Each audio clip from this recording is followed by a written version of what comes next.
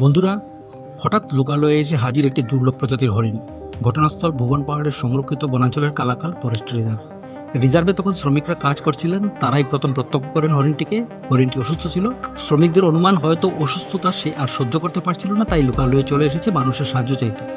সঙ্গে সঙ্গে শ্রমিকরা হরিণটিকে ধরে ফেলেন, কিন্তু কি করবেন কি করবেন না তারা ঠিক বুঝে উঠতে পারছিলেন না। মুনিয়ারকাল ফরেস্ট বিট অফিসে খবর দেন তারা। খবর পেয়ে ঘটনাস্থলে পৌঁছে যান বনকর্মীরা। তারা হরিণটিকে নিজেদের হেফাজতে নেন। এখানে একটা কথা উল্লেখ করা প্রয়োজন, বরাক উপত্যকার বিভিন্ন এলাকায় এর আগেও একাধিকবার বুনো জীবজন্তুর সন্ধান পাওয়া গিয়েছে। কখনো খাবারের সন্ধানে তারা লোকালয়ে চলে এসেছিল, আবার কখনো পাচারকারীদের খপ্পরে পড়তে হয়েছে একাধিক জীবজন্তুকে। বনকর্মীদের উদ্ধারের পর ঘটনা সামনে আসে। এবার ধলাই বিধানসভা কেন্দ্রের লোকালয়ে বুনো হরিণ উদ্ধার হলো।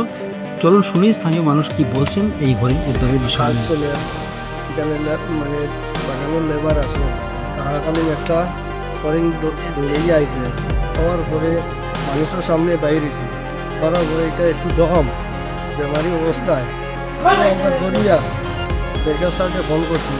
ফোন করার বাদে মুনিয়াখাল দুটো স্টাফ আইছে, পাইয়া সঙ্গে দৌড়াই 10টা 11টা সঙ্গে রেঞ্জার স্যারকে ফোন করছি। রেঞ্জার স্যারে মুনিয়াখাল স্টাফ পাঠাইছেন।